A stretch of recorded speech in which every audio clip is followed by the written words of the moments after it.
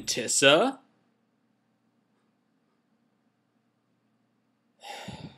Pigeon! A lot of people only think of anticipation for physical things like jumping.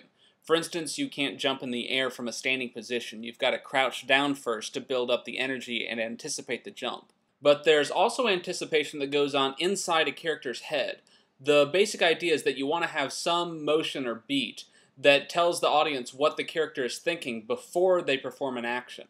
For instance, in this shot, Walter turns his head to look at where he's going to run before he actually does it. The shot would still work without that extra look, but it wouldn't convey that same sense of thought process going on inside his brain. First he gets scared, then glances back to show what he's thinking. Then when he turns away from us is when he actually makes that decision to run. Now here's another shot where Walter is trying to coax the pigeon out of the briefcase. You see that right before the pigeon hops out, the smile gets just a little bit bigger, his eyes get wide, and he lifts his head up. All of those things combine to show that he's excited, and it gives the impression that there's a feeling driving his action. And that's the really tough thing about animation, because for most live action performers, the goal is to put yourself in the moment and just react to the things that are happening around you. Whereas with animation, you have to think about all those little thoughts that are going through a character's head and find some way to get them on screen. Now as for how you actually show those beats, it's going to be different in every shot depending on the context. For instance, if your character is going to ask a question, you might do something like, what are you talking about? Where the eyes ask the question first. Usually the eyes are the very first thing to react, then the face, and then the body.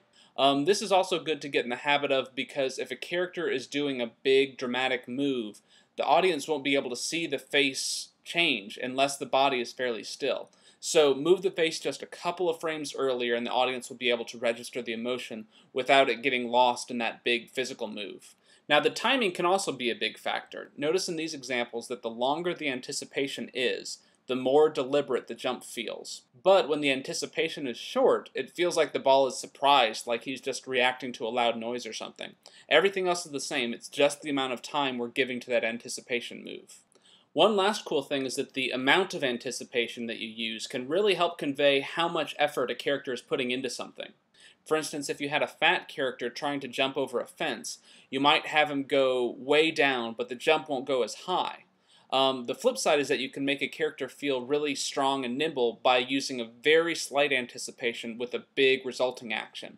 See how the one on the right feels so fit and energetic, but the one on the left feels like he's working a lot harder to jump the same height. Well, a big thanks again to FXPhD for sponsoring this episode.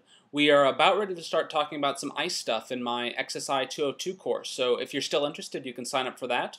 And I also wanted to let everyone know that PI has been accepted into this year's Computer Animation Festival at SIGGRAPH, so hopefully I'll see some of you in New Orleans.